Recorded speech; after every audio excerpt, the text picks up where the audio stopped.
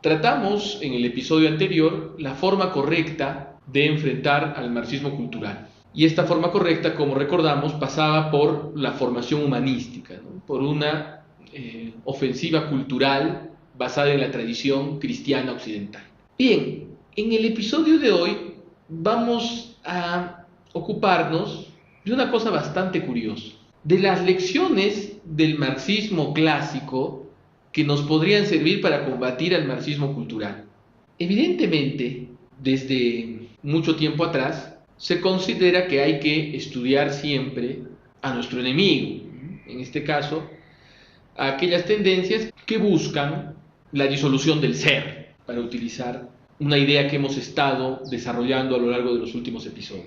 Decía Marx lo siguiente: hasta ahora todos los filósofos se han ocupado de comprender el mundo. Ha llegado la hora de transformarlo. Entonces la idea era la primacía de la praxis sobre las teorías demasiado conceptuales, la importancia de la praxis y de la praxis política. Walter Benjamin, ¿no?, que es un pionero de la Escuela de Frankfurt, decía algo muy interesante, ¿no? Él muere en 1940, en pleno triunfo de la Alemania nazi sobre Francia. Él era alemán, pero se había refugiado en Francia, y al final, al verse incluso rebasado en Francia por las fuerzas de la Alemania nazi, acaba cometiendo suicidio. Pero él tenía una frase muy interesante: a la estetización de la política del marxismo hay que oponerle la politización de todo arte, ¿no? Entonces, la politización es un aspecto fundamental en todos los marxismos. La conversión de todas las realidades, incluso las que pueden aparecer como neutras, en un campo de batalla de poder, ¿no?, de relaciones de poder. Ahora, siendo el marxismo, por así decirlo, una mitología de poder, en la reflexión teórica de los marxistas sobre la conquista del poder es donde nosotros, que no compartimos el sustento filosófico y que es totalmente opuesto al nuestro, donde podemos encontrar algunas enseñanzas valiosas, ¿no? Es ver al marxismo como una estrategia. Es algo riesgoso, porque evidentemente las estrategias del marxismo son profundamente maquiavélicas.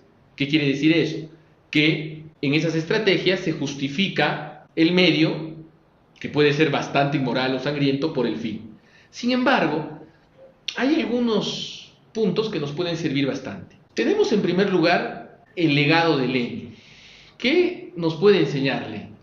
Lenin transforma el viejo partido de masas en un partido de élite, en un partido vanguardista, por así decirlo, en un grupo de revolucionarios secretos, profesionales, clandestinos, que sean bastante efectivos. Entonces, ese es el núcleo, esa es la vanguardia del proletariado, la vanguardia de la revolución, mientras que la relación del partido con la sociedad se da a través de organismos de fachada u organizaciones de masas o frentes, ¿no?, que son muchas veces aglutinados en torno a un fin parcial, no para el fin último del partido, pero que siempre son controlados por el partido. Entonces, ¿de qué nos sirve la idea de un partido de cuadros, que es la idea leninista? Nos sirve para que no nos sintamos inquietos o desmoralizados por ser una minoría. El ser una minoría, pero una minoría altamente motivada, una minoría con fines claros y muy bien preparada para el objetivo que nos tracemos, es al final lo que puede constituir la diferencia. A Lenin se le acusaba de alejarse de la clase obrera por su radicalismo. Sin embargo, al final Lenin sabía que ese radicalismo, que esa claridad en el diagnóstico de la realidad y en la aplicación de soluciones necesarias para la toma del poder, pero que podían ser muy impopulares o tener incluso ciertos visos de riesgo, era la garantía para poder triunfar en un contexto de confusión. Y esa es la lección que debemos aprender. Se acusa mucho a los católicos contrarrevolucionarios, a los católicos tradicionalistas de ser minoritarios y de ser intelectualizados, y de estar alejados de una alternativa verdaderamente popular, etc. El problema es que en los países occidentales ya se perdieron las masas, ya no existen masas católicas. ¿Y quién destruyó a las masas católicas? Élites intelectuales neomarxistas. Entonces, la cuestión entonces también será tratar de mover a las masas, que son volubles y que ahora en Europa están moviéndose hacia la derecha, a través de una acción basada en un partido de cuadros con organización de fachada. No nos estamos refiriendo a un partido político, evidentemente, sino nos estamos refiriendo a un modelo de organización, que puede ser una simple sociedad de estudios, que puede ser un grupo de formación, que puede ser un gremio o una representación estudiantil o familiar o vecinal, ¿no? La segunda lección de los marxistas que podríamos aplicar es la de Mao Zedong. El maoísmo, ¿no? El pensamiento Mao, para ser más exactos, porque eso también tiene toda una suerte de diferenciación. No es lo mismo el marxismo, leninismo, maoísmo que el pensamiento Mao, que el marxismo, leninismo, pensamiento Mao. Eso lo trataremos quizás en alguna ocasión, porque es muy interesante. Mao complementa las doctrinas de Lenin, las aproximaciones prácticas, estratégicas y doctrinarias de Lenin, con dos ideas, con más ideas, ¿no? Pero con dos ideas fundamentales en las que nos vamos a centrar. La primera es la primacía de la dirección política. La guerra, que para Mao es fundamental, tiene que estar guiada por una profunda y consolidada dirección política. La variación política es ruinosa, ¿no? ¿Qué quiere decir eso? Tenemos que ver nuestros objetivos y clarificarlos, ¿no? Y en base a eso actuar, ¿no? Mediante el principio y fundamento de la acción que nos proponemos, ¿no? Si bien existe también la prudencia política, la capacidad de poder tener un estado mayor, por así decirlo, que siempre permanezca viendo las cosas en su claridad y que pueda mover a todos los organismos en torno a un objetivo es fundamental. Muchas veces yo me he preguntado por qué los cristeros perdieron y por qué Mao Zedong ganó. Y la cuestión es que la dirección política de los cristeros era caótica. Teníamos a la Liga Nacional de la Defensa de la Libertad Religiosa y teníamos por otro lado a los obispos, ¿no?